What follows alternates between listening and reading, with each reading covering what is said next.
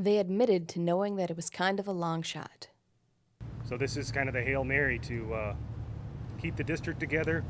But on Monday, the Concerned Citizens for Emergency Services, alongside of the Centennial Fire Relief Association, announced their plans to sue the city of Lino Lakes.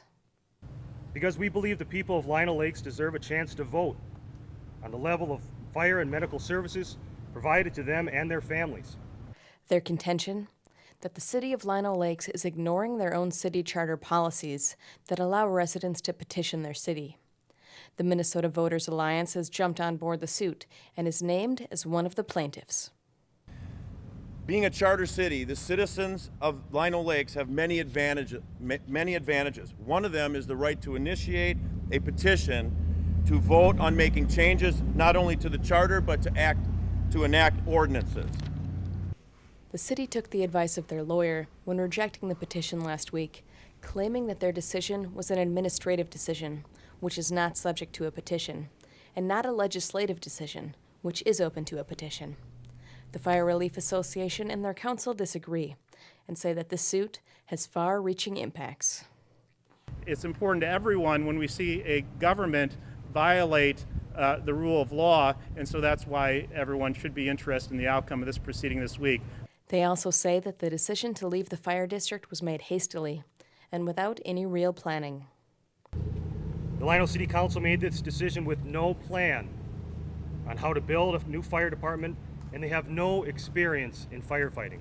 However, the Lino Lakes Public Safety Director, who will be overseeing the police and fire departments, disagrees. For anybody to even infer that myself or other members of the city government would somehow put our residents in danger is, in a word, irresponsible. We are only going to be making decisions that will improve the service delivery of our emergency services within the city of Lino Lakes. Schweigert also believes that the city will not have time to properly train their new firefighters.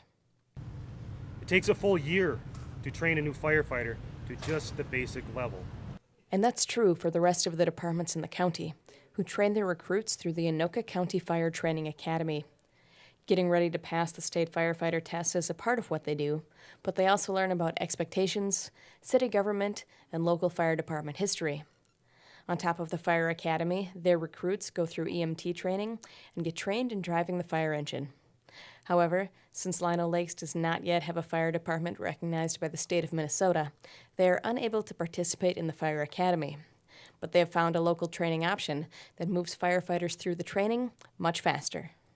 And we will be partnering with the fire professionals at Century College, and we'll be running our firefighters through that program, and their program is 4 to 5 months.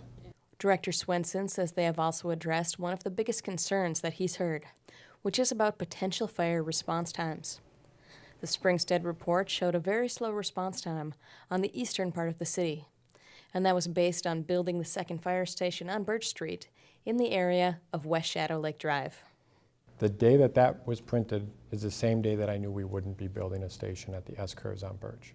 Mm-hmm. That is the wrong place given the road design. He says they will be building the new station on Birch Street and Centerville Road, and that makes the coverage time citywide much better.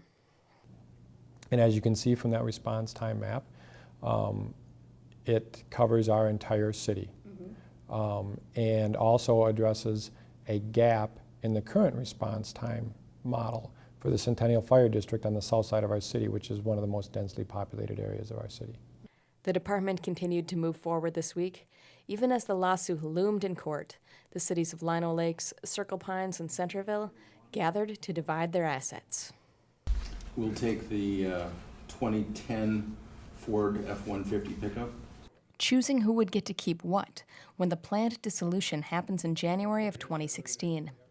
But regardless of what their plans were, whether or not the decision to leave the fire district was headed to the voters was up to a judge. The Centennial Fire Relief Association had their day in court on Thursday, and on Friday, the ruling came in.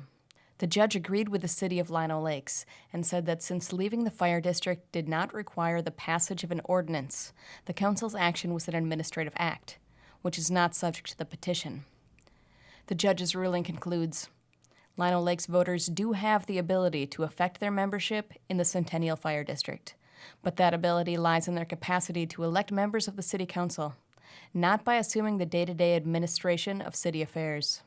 So from here, Lino Lakes is able to move forward without the threat of an immediate undoing of their goals. I want to assure our community that we will absolutely be ready to deliver all emergency services within the city of Lino Lakes on January 28th of 2016. For North Metro TV News, Danica Peterson reporting.